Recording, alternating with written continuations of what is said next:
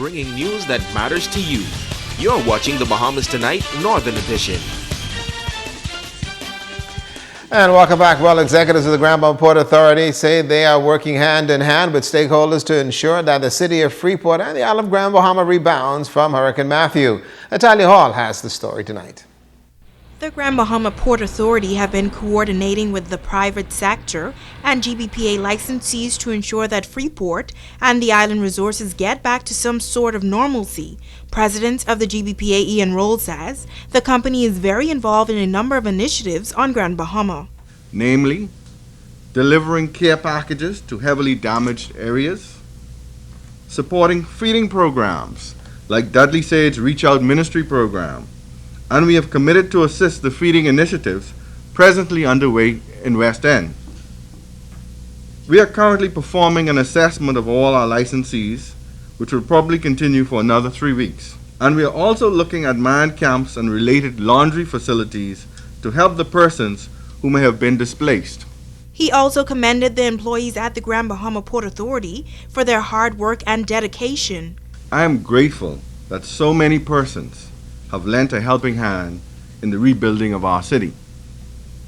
I would like to thank all of my colleagues and team members in the group of companies who have worked and are working tirelessly to restore normalcy to the city. The Port Authority president says other companies have also gone above and beyond the call of duty to assist in the restoration efforts. Like the Grand Bahama Power Company, Sanitation Services, the Grand Bahama Utility Company, the Grand Bahama Airport Company, the Freeport Harbor Company, Wendy's, Marco's, Pollo Tropical, KFC, Burger King, Power and Equipment, War Construction, Mary Ann's Restaurant, Pelican Bay, Castaways, Bahamas Adventures, Kayak Nature Tours, Raul and Karen and Brista, NUCO, BTC, and the Ministry of Grand Bahama. Roll says overall,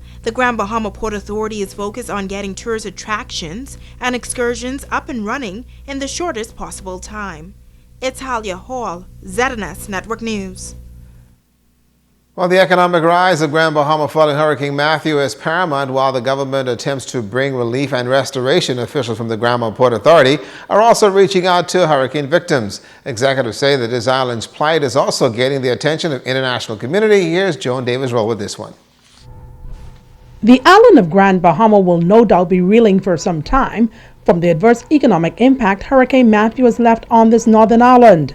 However, a local Grand Bahama Port Authority business executive, who along with GBPA Vice President Henry St. George, recently traded their business suits for a t-shirt, short pants, and a pair of tennis shoes to assist hurricane victims in West End. He says he is optimistic that this island will move from tragedy to triumph. We are very happy of the support that IDB has offered to us.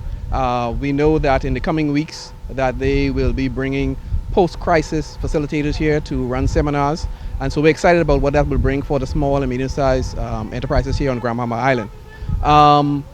We also are appreciative of the fact that these are urgent and dire times for SMEs, that they would have been faced with challenging times before the hurricane and even more so after. So we are hopeful that with these post-crisis seminars that it will at least give them working knowledge on how they can rebuild, reignite, and refocus to help grow the economy of Grand Bahama, because we certainly don't want our small business to close. We understand that they represent a great number of our employees, those in the workforce today. Along with economic issues, there are concerns regarding the psychological impact of this recent storm. And what do you think needs to happen to help our people mentally get through such a traumatic experience? Well, Joan, that's a good question. I am a spiritual person, okay? If you're down on your back, you're looking up, and God is always there. I say to everyone, you pray, and realize that God will never put more on us that we can bear. So that's the first basis.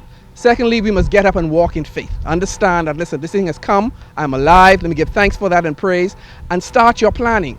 So attend the working seminars. Also support each other. Even though you may be down financially or with material things, God is still there. We're here as a community. Do not be afraid to ask for help. We will do all we can on our part as the Grand Bahama Port Authority to be there for you, to support you in every way we can. So psychologically, I think it is an uphill battle, but if you have faith, then I think you have won already. Foremost on Pratt's mind is how to shift misfortune to favor, creating wealth even in a time of drought. He firmly believes a new chapter in this island's growth and development is about to be written. Grand Bahama, we have seen this before. 2004, 12 years ago, we are resilient people, we shall overcome. Joan Davis-Roll, ZNS Network News.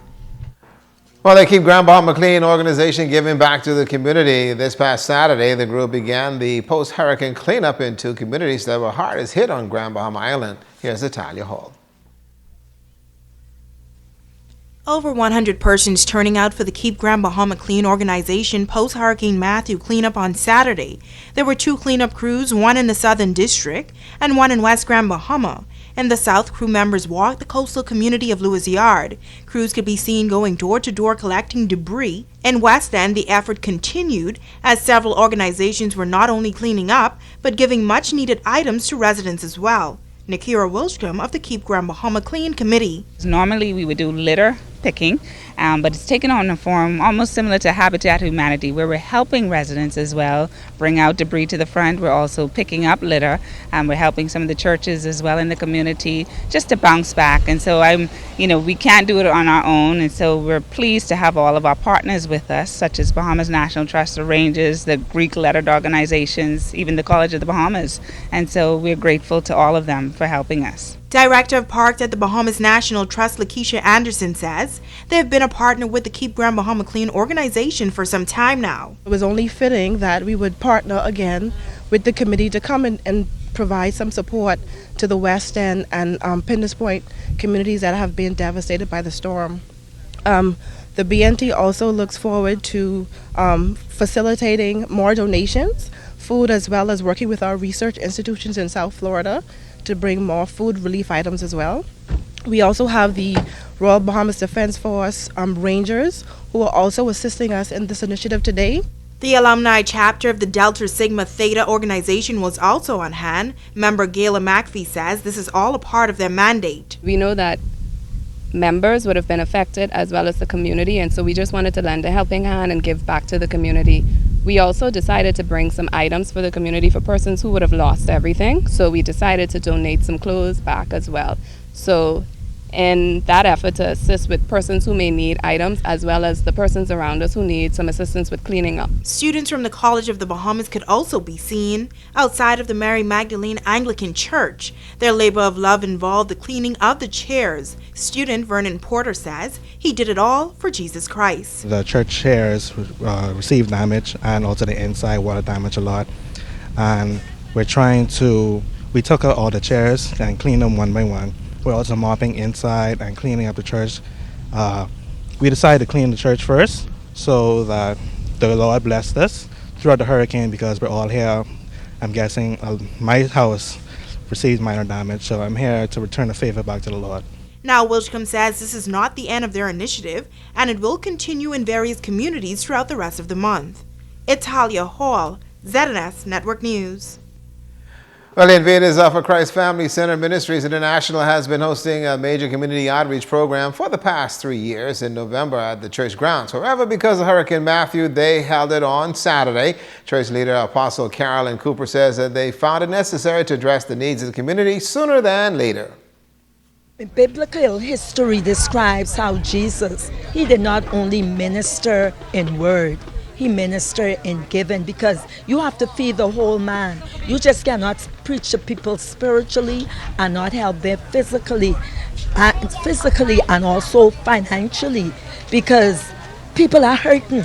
And we can see the devastation even more. The economy was already going down. And I know God will bring it back, but at this time, they need to be encouraged, and know that someone is with them.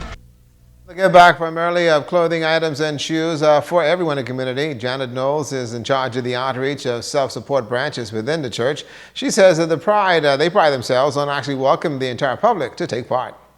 We have repeat people that comes, and we have not only in this area, but we have from all over areas, from We have Carolyn Beach and Lewis Yard, all over. We had a lot of stuff, and we had a great crowd. And we just let them get what they need. Yeah, we don't limit them. Whatever they need, we just allow them to take it. Well, also at the Give Back, the Innovator for Christ Family Ministries International also provided meals and drinks for the entire public. And let's look at news. When we come back, we're going to dab a little bit into sports.